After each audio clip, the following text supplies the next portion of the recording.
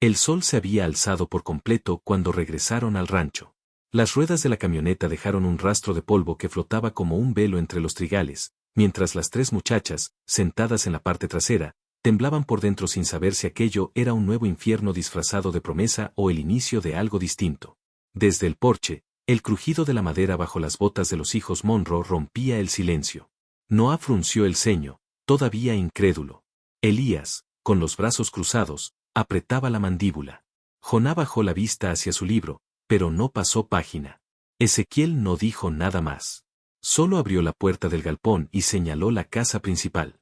Aquí vivirán ustedes, dijo con voz firme, sin aspavientos. Los chicos duermen en el ala norte. Hay espacio de sobra. Las jóvenes se miraron entre ellas, como si temieran que esa generosidad tuviera un precio escondido, pero lo único que encontraron en el rostro del ranchero fue una seriedad serena, casi paternal, como si el alma misma del lugar las hubiera estado esperando. El primer desayuno fue silencioso. Lena, que siempre vigilaba cada gesto con mirada desconfiada, se ofreció a cocinar. Se movía rápido, como si el favor fuera su escudo. Rice no tocó la comida. May ni siquiera miró el plato. Ezequiel no insistió. Aquí no se obliga a nadie, dijo simplemente, empujando su taza de café hacia el centro de la mesa. Ese día, Jonás dejó su ejemplar de Jane Eyre en el alféizar de la ventana donde May solía sentarse. No dijo una palabra. Solo lo dejó allí y siguió su camino.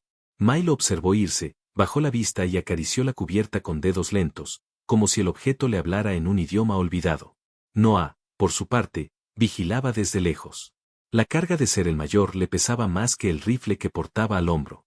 No confiaba en las recién llegadas, no porque creyera que eran peligrosas, sino porque temía que rompieran el frágil equilibrio que su padre había construido tras la muerte de su madre. Elías era distinto. Él las miraba con curiosidad contenida, como si intuyera que había fuego bajo aquellas cenizas, especialmente en Lena, que caminaba con los hombros rectos pero los ojos siempre alertas. Los días siguientes transcurrieron como en un ritual de tanteo. Rice dormía con los puños cerrados, y cada vez que escuchaba una voz masculina, se le tensaban los hombros. Lena limpiaba, cocinaba, ayudaba en el corral y evitaba cualquier gesto de gratitud. May dibujaba. Pocos sabían que podía hacerlo, y nadie imaginaba que lo haría tan bien. Pájaros, ramas, rostros. Una de sus hojas apareció una mañana en el granero. Era el rostro de Ezequiel, con la mirada perdida en el horizonte. El viejo la encontró al ir a guardar herramientas. No dijo nada. Solo la guardó en su Biblia. Una noche, hubo tormenta. Truenos desgarraban el cielo y la lluvia golpeaba como piedras en el techo de zinc. Rice despertó gritando. Noah fue el primero en entrar a la habitación. La encontró hecha un ovillo, jadeando, buscando una salida que no existía. No sabía qué hacer. Nunca había consolado a nadie. Se quedó quieto, y entonces escuchó los pasos de su padre que llegaban con una manta y un tazón de leche caliente. No es nada que el tiempo no pueda curar, murmuró Ezequiel, sin intentar tocarla. Aquí estás a salvo. Después de eso, Rice empezó a dormir con la puerta entreabierta. Con el pasar de las semanas, el rancho empezó a cambiar. No por grandes gestos, sino por pequeños rituales que se hacían costumbre. Lena comenzó a compartir el pan que horneaba con los peones. May salía del nogal para dejar bocetos en la mesa del comedor. Rice, que había jurado no volver a confiar, empezó a cantar en voz baja cuando pensaba que nadie la escuchaba. Era una melodía de su infancia, con acento lejano, traído quizá de Mississippi. Elías la escuchó una vez desde la entrada del establo y se detuvo en seco. Le recordó a su madre. Pero no dijo nada. Fue Lena quien un día preguntó lo que todas llevaban semanas callando. ¿Por qué nos trajo? Estaban en la cocina. Afuera, los grillos tejían su sinfonía. Ezequiel tallaba madera en la mesa, haciendo figuras de caballos. Porque era lo correcto, respondió sin mirarla. Eso no basta para que alguien arriesgue su nombre. Ezequiel levantó la vista. Sus ojos grises eran claros como el acero, pero había en ellos algo más profundo, más cálido. Me miras como si no entendieras. Pero yo vi esa mirada antes. La tenía mi esposa el día que la saqué de un burdel en Fort Smith. Nadie la quería. Yo sí. Lena bajó la vista. No volvió a preguntar. Un día, llegó una carta. El correo siempre traía facturas, pero esa estaba escrita con letra de mujer, elegante, pulcra. Era para May. Venía de Tulsa. Jonás se la entregó sin decir palabra. Ella lo miró por primera vez desde que llegó. Sus ojos eran de un gris pálido, como agua de pozo. Tomó la carta y se fue al nogal. No regresó hasta que cayó la noche. Esa misma semana, el juez del condado mandó llamar a Ezequiel. Alguien había hecho una denuncia. Que tenía muchachas de dudosa procedencia viviendo en su propiedad. Que podía tratarse de tráfico, o de explotación. ¿Y qué les contestaste? Preguntó Noa mientras engrasaba la carabina. La verdad, dijo Ezequiel con calma. Que tengo 3 muchachas bajo mi techo. No son mías. Pero las cuido como si lo fueran. Eso no les va a bastar. Lo sé. Los rumores crecieron. Algunos vecinos se alejaron. Otros cuchicheaban al pasar. Hubo quien dejó una rata muerta colgada en la puerta del establo. Ezequiel no respondió. Pero esa noche se quedó sentado en la mecedora del porche con el rifle cargado sobre las piernas. Fue en ese clima tenso que sucedió lo inesperado. Una tarde, cuando Rice volvía del pozo, fue interceptada por 2 forasteros. Venían a caballo, vestidos como cazadores de fortuna. Dijeron que tenían papeles. Que eran parientes lejanos. Que venían a reclamarla. Rice palideció. No pudo moverse. Elías apareció detrás de ella, con la escopeta al hombro. Ella no va a ninguna parte, dijo. ¿Y tú quién eres, muchacho? Preguntó uno de ellos con sonrisa torcida. Soy quien te va a enterrar si la tocas. Los hombres rieron, pero uno de ellos tenía la mano ya en la funda del revólver. Entonces se oyó un solo disparo. Una bala pasó entre ambos forasteros, cortando el aire como una advertencia de Dios. El tirador era Ezequiel. Estaba en el granero. Ni siquiera había salido. Solo había disparado para avisar. La próxima no falla, dijo su voz desde la penumbra. Los hombres se fueron. Esa noche, Rice lloró como si el alma se le partiera en 2. Al día siguiente, en el pueblo, alguien dijo en voz alta que los Monroe tenían brujas en el rancho. Otra mujer aseguró haber visto a una de las muchachas rezar en una lengua extraña.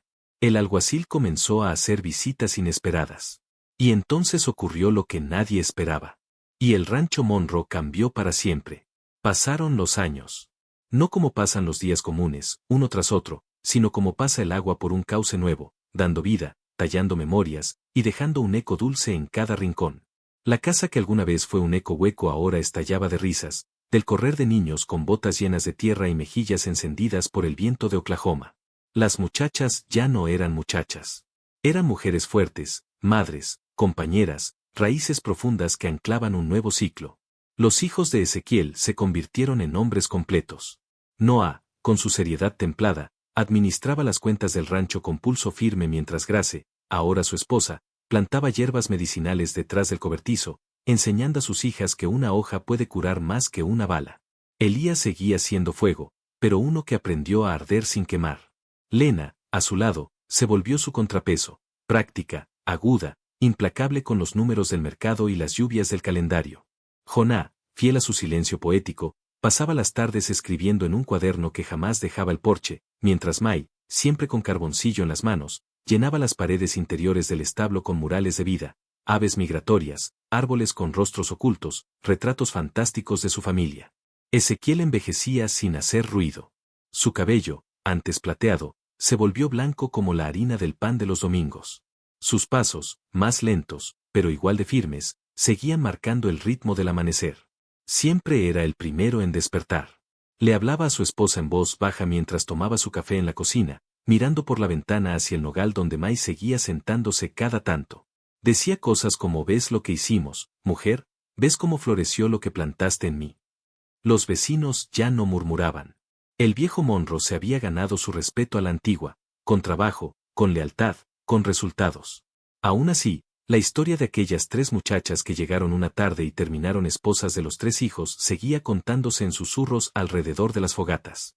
Algunos la adornaban con milagros, otros con escándalos, pero nadie podía negar que lo que había nacido en ese rancho era real. Era limpio. Era extraordinario.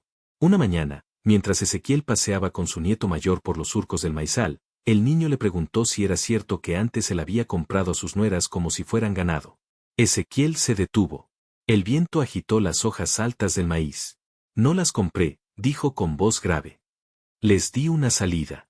Lo que vale no se compra, se honra. Ellas me enseñaron más que yo a ellas. Y cuando tu abuela me reciba allá arriba, voy a decirle que cumplí mi promesa. Ese mismo día, Mai terminó un mural en el interior del granero. En él, el árbol viejo del campo se alzaba en el centro, y debajo, 3 novias de espaldas, tomadas de la mano, caminaban hacia una luz dorada. La pintura mostraba también un hombre al fondo, con sombrero ancho y barba blanca, sentado en una mecedora. Sus ojos no se veían, pero su sonrisa era la misma que los nietos describían como la de abuelo cuando está orgulloso. Y así pasó el tiempo. Las estaciones siguieron su danza antigua. Un año llovió tanto que el río se desbordó y arrancó los cimientos del establo. Otro año, la sequía dejó grietas en la tierra, pero el rancho sobrevivió. El amor no era una flor débil allí. Era raíz. Era madera. Una noche, ya muy entrado en años, Ezequiel se acostó temprano. Había ayudado a arreglar la cerca del norte esa mañana y se sentía más cansado que de costumbre. Grace le dejó una taza de té en la mesita. Lena le trajo su manta favorita. Mai le dejó un dibujo en la cabecera. Antes de dormir, Joná entró con sus hijos para leerle en voz alta. El fragmento era de Cumbres Borrascosas. La parte donde Heathcliff dice, sea lo que sea de lo que están hechas nuestras almas, la suya y la mía son iguales. Ezequiel sonrió con los ojos cerrados. Esa noche, soñó con su esposa. Caminaban juntos por el campo. Ella lo miraba, joven otra vez, con el mismo vestido azul que llevaba la primera vez que lo besó. No dijo nada. Solo le tomó la mano. Y él supo. La mañana siguiente, el sol salió como siempre. El gallo cantó. El café burbujeó en la cocina. Pero Ezequiel no bajó. Grace fue la primera en entrar. Lo encontró en su cama, con la expresión más serena que jamás le había visto. El libro de Salmos abierto en su pecho. Una ramita de lavanda entre los dedos. Noá cerró los ojos. Elías maldijo en voz baja. Joná lloró en silencio. El funeral fue en el campo, bajo el viejo roble. Allí donde años atrás se celebraron las bodas. Todos los del condado vinieron. Hasta quienes antes lo habían despreciado. Nadie dijo mucho. No hacía falta. Las palabras ya estaban vivas en la casa, en las huellas que él dejó. Sobre su lápida, se esculpieron 2 líneas. Cumplió su promesa. Sembró amor, y cosechó almas libres. Y esa noche, mientras todos dormían, el viento sopló entre los trigales. Alguien, no se sabe quién, jura haber visto a una mujer de cabello oscuro caminar bajo la luna. Se detuvo frente al nogal, miró hacia la casa y desapareció. Como si viniera a buscarlo. Como si por fin, juntos, pudieran volver a casa. El rancho Monroe se volvió un refugio. No uno anunciado en periódicos ni señalado en mapas. Era uno que se transmitía de boca en boca, de susurro en susurro, entre trabajadoras sociales con el corazón cansado y las manos llenas de expedientes. Un lugar donde las muchachas heridas no eran casos, sino personas. Donde las que no cabían en ningún programa, en ninguna familia, en ningún sistema, encontraban algo tan simple y tan escaso como una segunda oportunidad. No más subastas. No más estrados polvorientos ni martillos golpeando sobre la dignidad ajena. Ezequiel Monroe ya no necesitaba comprar nada. Solo mantenía la puerta del rancho abierta. Y eso bastaba. El tiempo pasaba, como pasan las estaciones, sin pedir permiso. Las nuevas chicas llegaban de a poco, cada una con una historia distinta tatuada en el alma. Algunas eran tan jóvenes que aún apretaban un osito de trapo al dormir.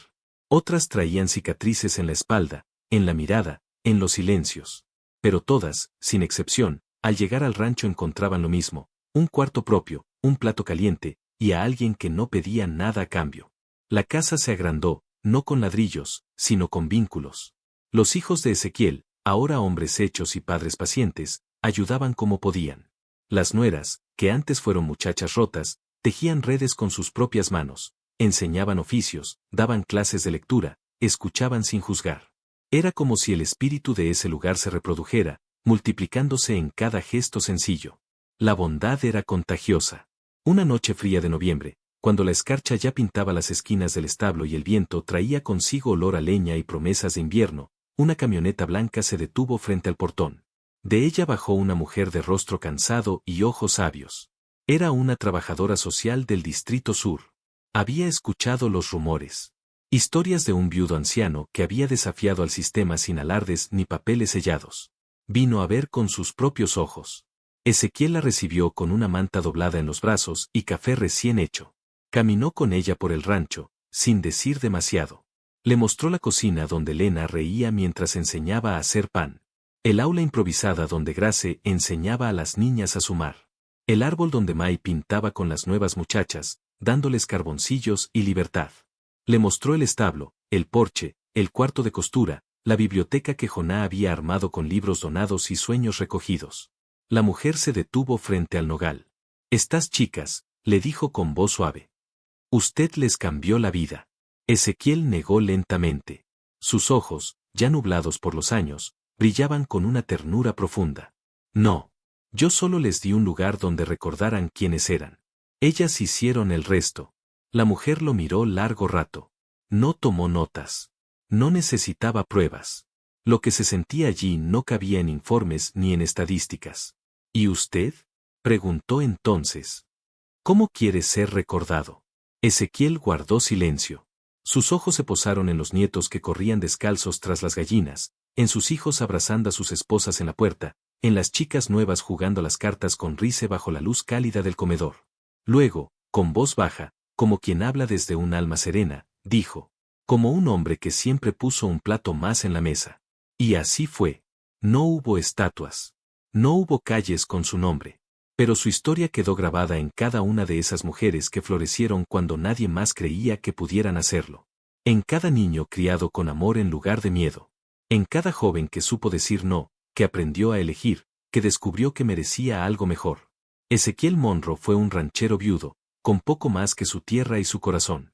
Pero con eso bastó. Transformó 3 vidas rotas en 3 historias llenas de amor, esperanza y renacimiento. Y después muchas más. No lo hizo con dinero. No lo hizo con discursos ni gestos grandiosos. Lo hizo con compasión. Con respeto. Con humanidad. Y tal vez, solo tal vez, en un mundo que muchas veces mide a las personas por lo que pueden ofrecer, por cuanto producen, por cuanto cuestan, Ezequiel Monroe nos recordó algo que hemos olvidado demasiadas veces. El valor eterno de simplemente dar. Suscríbete a Ecos del Alma para más historias como esta, donde lo invisible se vuelve esencial, y lo pequeño, eterno. Nos vemos en la próxima. Preguntar a ChatGPT.